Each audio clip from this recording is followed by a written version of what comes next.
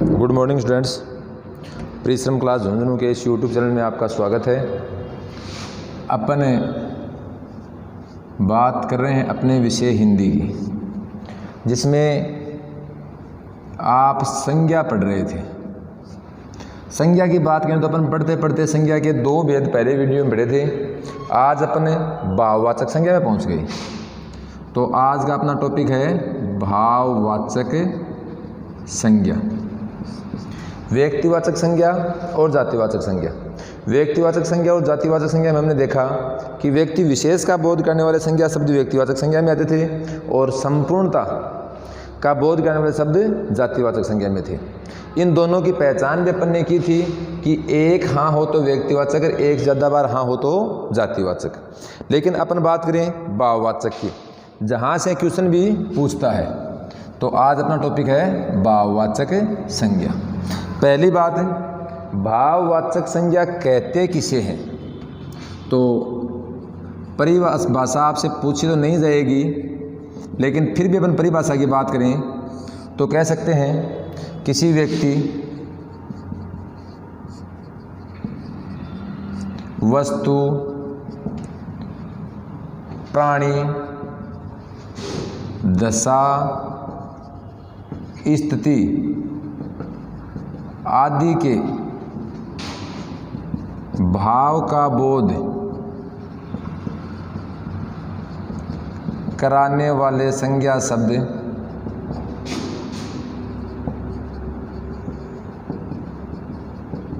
भाववाचक संज्ञा शब्द कहलाते हैं।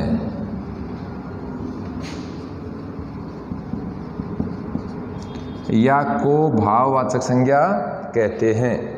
देखो, याद रखने की बात है कि भाववाचक संज्ञा में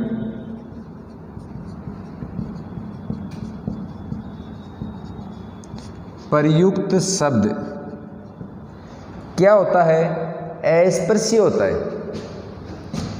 याद रखना, अस्पर्शीय होता है। दूसरी बात समझने के लिए, भाववाचक संज्ञा में प्रयुक्त शब्द क्या होता है? सोचो, जिसे स्पर्श नहीं कर सकते वो स्वानुभूति जन्य होता है। ये दोनों बिंदु आप याद रखोगे। अस्पर्शीय संज्ञा है भाववाचक संज्ञा, स्वानुभूति जन्य संज्ञा है भाववाचक संज्ञा। स्वानुभूति जन्य और अस्पर्शीय से मेरा मतलब है, जैसे इन दोनों के लिए एक उदाहरण ले अपन, सुंदरता। सुंदरता का नाम लेते आप समझ गए कि सुंदरता में संज्ञा कौन सी है? भाववाचक संज्ञा है। लेकिन इस सुंदरता को न तो अपन कहीं से स्पर्श कर सकते हैं, और इसे हम क्या कर सकते हैं? अपने विचारों द्वारा, अपने भावों द्वारा अनुभव कर सकते हैं। तो स्वानुभूति जन्य या अनुभव जन्य जो संज्ञा होती है वो कौन सी होती है? भाववाचक संज्ञा होती है। चाहे वो स्वानुभूति जन्य हो, चाहे वो अनुभव जन्य हो, चाहे वो अस्पर्शीय हो, ये तीनों ही गुण किसके होते हैं? भाववाचक संज्ञा के होते हैं। जैसे उदाहरणों की बात करें, बुढ़ापा, लंबाई, गरीबी, चतुराई। बहुत पूछा हुआ शब्द है सौंदर्य, सुंदरता, ऐसे शब्द। यहाँ एक बात याद रखोगे, शब्द युग्म का शब्द शुद्धि का एक क्वेश्चन है, और वो एक क्वेश्चन था कि निम्न में से अशुद्ध शब्द है।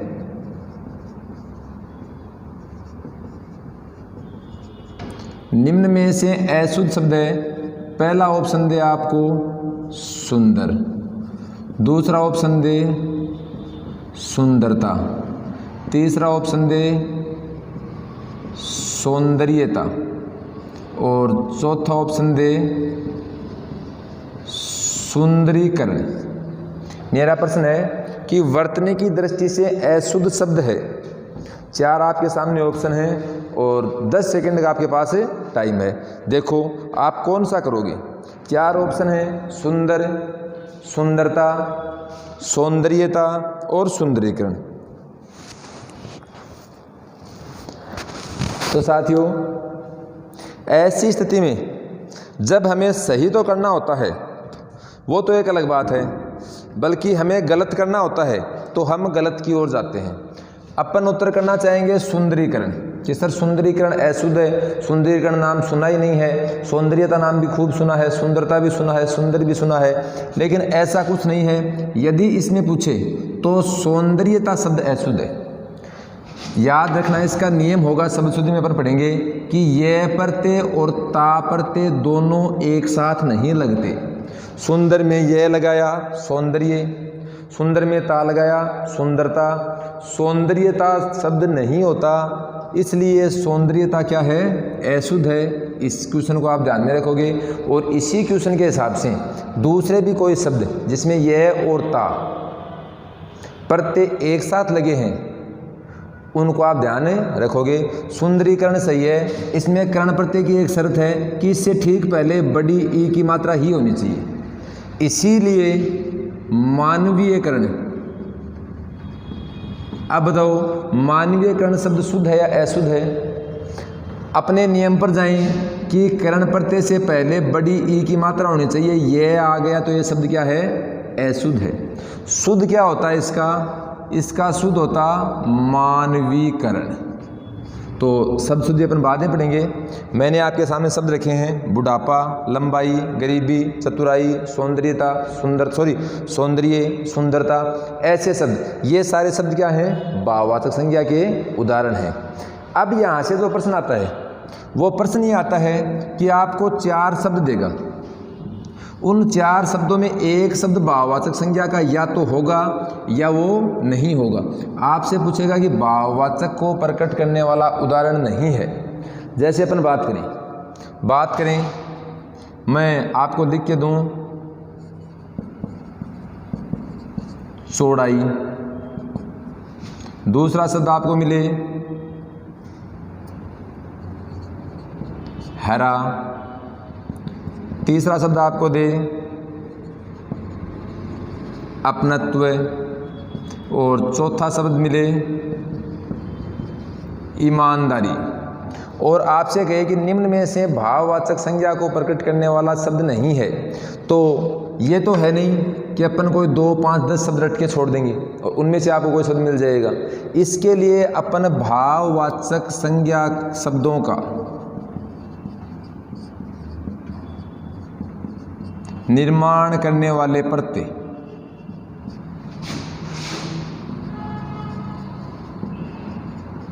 यानी उपसर्ग और प्रत्यय अपन पढ़ते हैं। उन उपसर्ग प्रत्ययों की जो परिभाषा है वही परिभाषा यहाँ है, लेकिन उसकी चर्चा हम वहाँ करेंगे। वे शब्दांश जो कि शब्द के अंत में जुड़कर उसके अर्थ को बदल देते हैं प्रत्यय कहलाते हैं। यानी ऐसे प्रत्यय जो किसी भी शब्द के लग जाएंगे तो जिस शब्द के लगेंगे वो शब्द सदैव भाववाचक संज्ञा का शब्द ही होगा, यानी उस शब्द में सदैव भाववाचक संज्ञा ही पाई जाएगी। तो वो प्रत्यय पढ़ने से पहले मैं आपको इसका उत्तर बताऊं, इसका उत्तर होगा हरा। क्या होगा, हरा। हरा जो है ये गुणवाचक विशेषण है। इसके लिए अपन एक और अपना आसान तरीका काम में ले सकते हैं, जो है कि आपको जो शब्द दिया गया है उस शब्द के साथ आप कोई दूसरा शब्द रखोगे। एक शब्द आपको मिल गया, एक शब्द आपने रख दिया। यदि ये बात सही होती है तो है ये गुणवाचक विशेषण। आपको शब्द दिया गया, आपने दूसरा शब्द रखा, यदि ये बात सही नहीं, सही का मतलब बोलने में तारतम्यता नहीं बैठे, तो है ये भाववाचक संज्ञा। देखो चौड़ाई, इसके साथ अपन ने रखा दीवार। अब सोचो चौड़ाई दीवार होता, चौड़ी दीवार होता, चौड़ी दीवार नहीं होता, तो चौड़ी दीवार, चौड़ी तो है गुणवाचक विशेषण और चौड़ाई है भाववाचक संज्ञा। ईमानदार व्यक्ति होता, ईमानदारी व्यक्ति होता, ईमानदार, इसलिए ईमानदारी है भाववाचक संज्ञा। अपना भाई होता, अपनत्व भाई होता, अपना भाई, इसलिए अपना है अब अपना क्या है, अपना, पराया, तेरा, मेरा, ये सारे सर्वनाम है, लेकिन अपनत्व है भाववाचक संज्ञा। शब्द के साथ शब्द रखा, यदि वो सही हुआ तो है गुणवाचक 99%, यदि नहीं हुआ तो है वो भाववाचक। इस उदाहरण को भी आप, इस फॉर्मूले को भी आप याद रखोगे। यहाँ से जो क्वेश्चन पूछना है वो यही है कि किस में भाववाचक संज्ञा है या किस में भाववाचक संज्ञा नहीं है। उसके बाद अगला यहाँ से जो क्वेश्चन आता है वो एक बार पूछा हुआ है, आपको प्रत्यय दे दिए कि कौन सा प्रत्यय भाववाचक संज्ञा शब्दों का निर्माण नहीं करता। उपसर्ग प्रत्यय पढ़ेंगे, वहाँ भी इसकी विस्तृत चर्चा होगी। क्वेश्चन बहुत अच्छा था और उसको हल करने का तरीका ही बहुत अच्छा आपको आना चाहिए। उसने पूछा था कि निम्न में से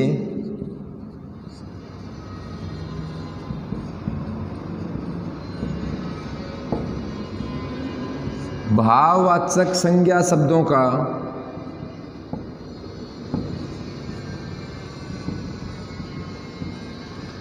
निर्माण नहीं करने वाला प्रत्यय है। एक ही बात है, क्वेश्चन की लैंग्वेज को आप समझ गए होंगे, यानी ऐसा प्रत्यय जो जुड़ने के बाद भाववाचक संज्ञा नहीं बनती। उसके ऑप्शन थे इक, दूसरा ऑप्शन था ता, तीसरा ऑप्शन था तुवे, और ऐसे चौथा आपको मिल जाए ये। तो जिसने भाववाचक संज्ञा शब्दों का निर्माण करने वाले प्रत्यय याद किए हैं वो तो इस क्वेश्चन को सही करेगा, अन्यथा बातों काम कौन सा लग रहा है। कहीं ना कहीं मेहनत भी करनी पड़ती है। ये सतयुग की कहानियाँ थी कि चाँच दिए बिन चुग्गो दियो है, चुग्गो को योर ले जा, चाँच पड़ी रह जा। तो ऐ को काम अपन कदे करना है कि चाँच पड़ी रह जा, चुग्गो को योर ले जा। आपनो चुग्गो आपने चुगना है, इसके लिए आपको थोड़ा सा पढ़ना पड़ेगा, मेहनत करनी पड़ेगी। इसलिए अब ऐसे क्वेश्चन को करने के लिए अपन प्रत्यय पढ़ेंगे जो भाववाचक संज्ञा शब्दों का निर्माण करते हैं। इस क्वेश्चन का उत्तर होगा इक। वो कैसे होगा देखो, इसके लिए आपको भाववाचक संज्ञा का निर्माण करने वाले कुछ प्रत्यय मैं लिखवा रहा हूँ, और साथ साथ उनको लिखकर आप 5 बार 7 बार 10 बार जितने टाइम में आपके याद हो उतने टाइम में इनको पढ़ोगे। बालक शब्द में संज्ञा कौन सी है, राम में कौन सी है, दशहरी आम में कौन सी है, लंगड़ी आम में कौन सी है, ए जमाना पे गया। देखो तो प्रत्यय कौन कौन से हैं, उन प्रत्ययों की बात करें तो ता, त्वे, ये, पन, आस। जैसे मीठा शब्द है, गुणवाचक विशेषण आस लगाया, मिठास। पन शब्द है, अपने के साथ लगाया, अपनापन। सुंदर के साथ लगाया, सौंदर्य।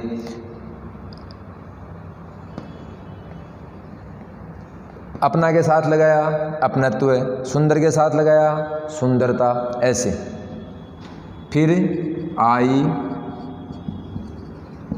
आवा, आपा, आटा। इम्मा,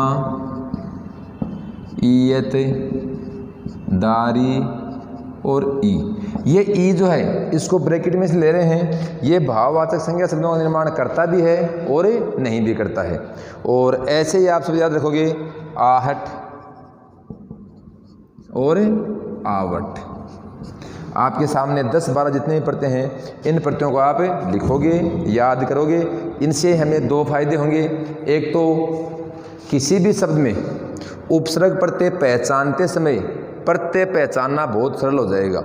दूसरा, यदि भाववाचक संज्ञा शब्द पूछे कि किस में भाववाचक संज्ञा है किस में नहीं है, वो काम हल हो जाएगा। और तीसरा वो ये होगा कि आसानी से हम प्रत्ययों का प्रयोग करते हुए नए शब्दों का निर्माण भी कर सकते हैं। तो ये प्रत्यय बिल्कुल एक लय में याद करोगे, ता, त्वे, ये, पन, आस। फिर पढ़ लो, ता, त्वे, ये, पन, आस, ता, त्वे, ये, पन, आस। रोटी खाता जाओ और ता, त्वे, ये, पन, आस। फिर आई, आवा, आपा, आटा। जैसे मीठा में आई, मिठाई। दिखना में आवा, दिखावा। सन्नाटा, खर्राटा। इम्मा, गरिमा, महिमा, लगिमा। इंसानियत, समझदारी। ई से दुखी, सुखी बहुत शब्द होते हैं। और आहट और आवट। ये सारे के सारे प्रत्यय आप एक बार, दो बार, तीन बार, चार बार, जितनी बार आप पढ़ सको उतनी बार पढ़ोगे। पहला क्वेश्चन यहीं से पूछा था मैंने। फिर ऐसे गुणवाचक विशेषण शब्दों का निर्माण करने वाले प्रत्यय भी होते हैं जो सदैव गुणवाचक विशेषण शब्दों का निर्माण करते हैं। देखो अब आपसे पूछें, प्रत्यय आपके सामने पड़े हैं कि निम्न में से भाववाचक संज्ञा का उदाहरण है।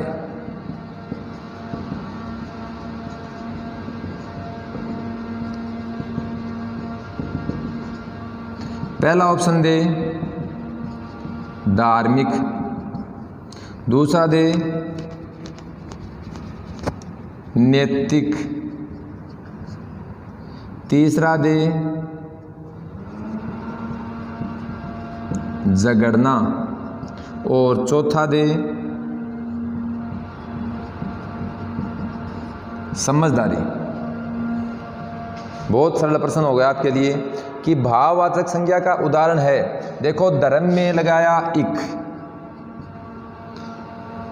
नीति में लगाया इक, झगड़ना वैसे ना आ गया तो क्या है क्रिया, समझ के साथ आपने जोड़ दिया दारी, क्या हो गया समझदारी।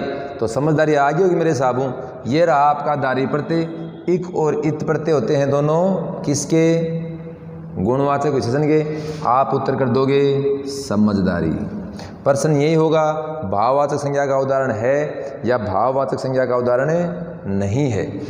तो चाहे कितने भी आपको शब्द मिले, कौन से भाववाचक संज्ञा है और कौन से भाववाचक संज्ञा नहीं है, इन प्रत्ययों की सहायता से अपन कर सकते हैं। दूसरा गलती यही होनी है कि कहीं ये प्रत्यय गुणवाचक विशेषण के प्रत्यय तो नहीं है।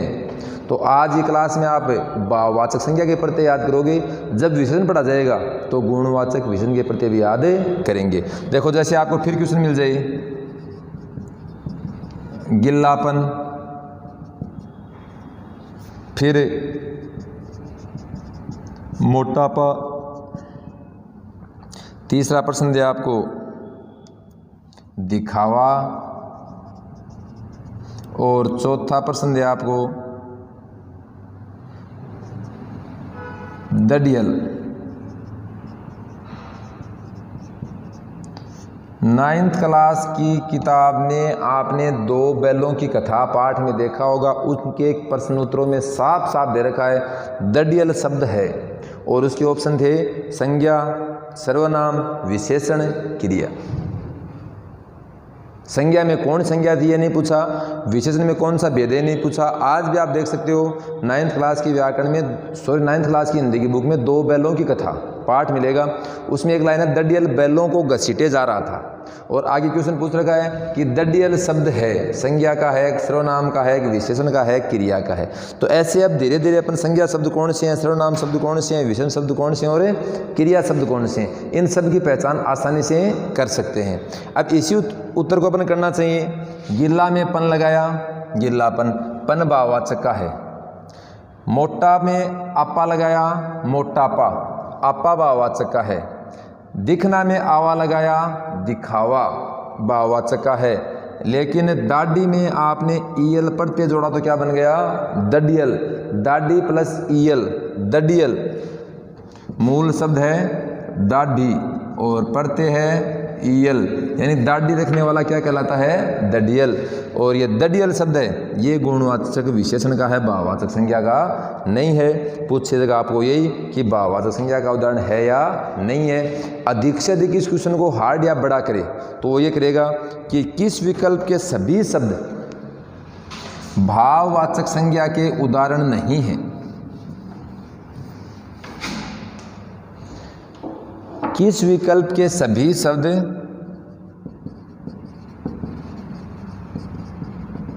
भाववाचक संज्ञा के उदाहरण नहीं है, समझ गए होंगे आप। पहला ऑप्शन दे आपको चलना, फिरना और खाना। दूसरा ऑप्शन दे आपको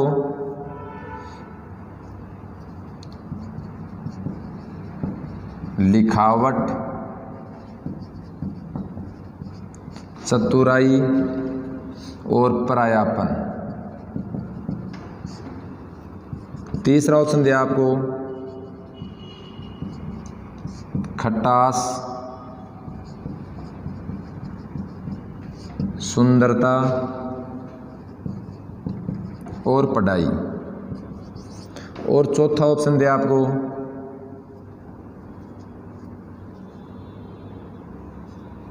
भौतिक,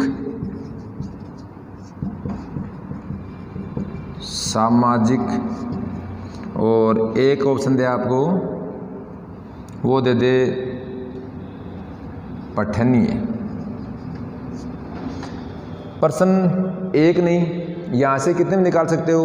पहला है भाववाचक संज्ञा को प्रकट करने वाले शब्द नहीं है या विकल्प नहीं है। भाववाचक संज्ञा को प्रकट करने वाला विकल्प नहीं है। कूट मिलेगा आपको, यहाँ से ऐसे ऑप्शन देगा तो नीचे कूट बनाकर पक्का देगा जो रीट के पेपर में आधे पेज को कवर करता है, हमें क्वेश्चन बड़ा लगता है। उसमें पहला ऑप्शन मिले आपको केवल एक, दूसरा मिले 1 व 4 दोनों, तीसरा मिले 2 व 3 दोनों, और चौथा मिले केवल 4। अब समझना, ये प्रश्न समझगा गंगा जी ने आया थे, मान लो भाववाचक संज्ञा को प्रकट करने वाला विकल्प नहीं है। देखो ना आ गया, चलना फिरना खाना सारे क्या हैं? क्रिया, यानी भाववाचक संज्ञा इसमें नहीं है। अपन बात करेंगे प्रत्यय की। लिखना में आवट जोड़ा, क्या हो गया? लिखावट। चतुर में आई जोड़ा, क्या हो गया? चतुराई। पराया के साथ पन लगाया, क्या हो गया? परायापन। आवट, आई और पन तीनों क्या हैं? भाववाचक के प्रत्यय हैं, अर्थात ये तीनों शब्द भी क्या हैं? भाववाचक संज्ञा को प्रकट करने वाले शब्द हैं। ऐसे देखो, खट्टा में आस जोड़ा, खटास। सुंदर में ता जोड़ा, सुंदरता। पढ़ना में आई जोड़ा, पढ़ाई। तो आस, आई और ता ये तीनों भी इसमें आपको मिल जाएंगे, इसलिए ये भी क्या है? भाववाचक का उदाहरण है। यहाँ पर इक लगाया तो भौतिक, यहाँ पर इक लगाया तो सामाजिक, यहाँ पर ये लगाया तो पठनीय। इक, इत, इन, ये, अन्य, किए जो भी आएंगे ये हैं गुणवाचक विशेषण के प्रत्यय। अब देख लो, ऊपर वाले तीनों उदाहरण क्रिया के, नीचे वाले तीनों गुणवाचक विशेषण के। आपको पूछा कि भाववाचक संज्ञा को प्रकट करने वाला विकल्प नहीं है, यानी 1 और 4, 1 और 4 दोनों भाववाचक को प्रकट नहीं करते।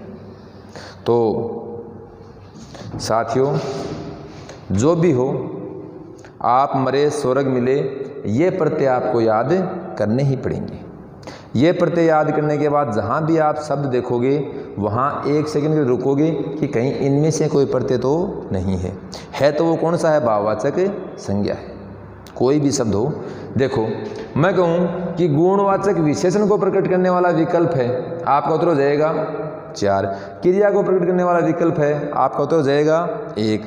एक बार इन प्रत्ययों को फिर देखो कौन कौन से हैं? ता, त्वय, ये, पन, आस। आई, आवा, आपा, आटा।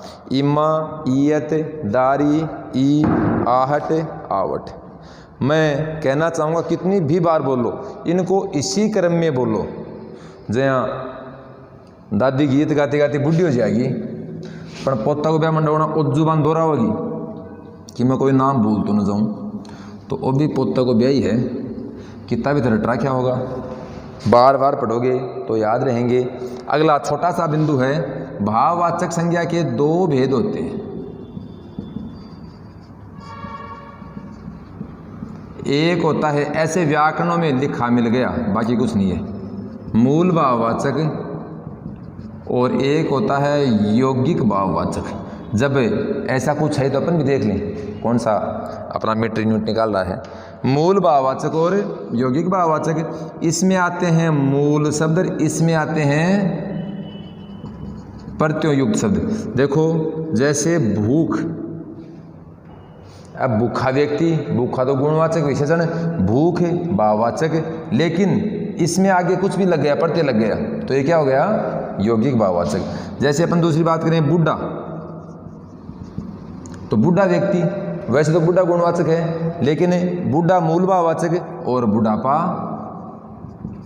यौगिक भाववाचक। अमीर मूल भाववाचक में आ जाएगा और अमीरी यौगिक भाववाचक में आ जाएगा। सुंदर मूल में आ जाएगा और सुंदरता यौगिक में आ जाएगा। लेकिन ऐसा कभी पूछा नहीं गया है, आप इसको याद रखो। अब ये सुंदर मूल भाववाचक है या गुणवाचक है, ऐसा आपसे कभी नहीं पूछेगा, क्योंकि वहाँ पर गुणवाचक ऑप्शन होगा तो ये गुणवाचक ही होगा, मूल भाववाचक नहीं कहेंगे। अगर वहाँ पर गुणवाचक नहीं है तो इसका उत्तर हो जाएगा मूल भाववाचक या भाववाचक। तो आज की क्लास में से इतना ही।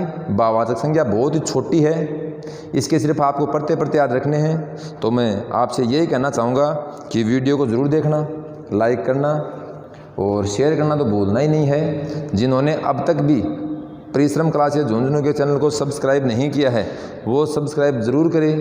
मैं ये नहीं कहूँगा कि ज़माने से बहुत पीछे हो रह गए अब तक, लेकिन ये ज़रूर कहूँगा कि पढ़ाई के लिए अपना चैनल आपके ही शब्दों में, आपके ही कमेंटों में बहुत अच्छा चल रहा है, क्योंकि यहाँ पर रेगुलर क्लासें मिल रही हैं। इन क्लासों में जो टॉपिक आपको करवाए जा रहे हैं वो बिल्कुल सिस्टमेटिक ढंग से करवाए जा रहे हैं। जैसे अपन हिंदी की बात करें तो वर्ण के बाद शब्द पढ़ा, शब्द के भेदों तक आते आते विकारी में आए, विकारी के बाद अपने संज्ञा में आए, संज्ञा के बाद अपने व्यक्तिवाचक, जातिवाचक, उसके बाद भाववाचक पढ़ रहे हैं। ये नहीं कि आज भाववाचक संज्ञा पढ़ लिया, कल विशेषण पढ़ लिया, परसों के लिए क्रिया कर दी, तरसों के लिए ये कर दिया, वो कर दिया ना। बिल्कुल आप नोट्स बनाना चाहो तो क्रम से बना सकते हो, और यही बाकी साथियों का ध्येय है। ऐसा ही दूसरी तरफ पढ़ा रहे हैं, तो इतना ज़रूर पढ़ें। इसमें और भी कुछ नहीं याद करें तो जो पढ़ते हैं वो ज़रूर याद रखें। और बाकी कल। धन्यवाद।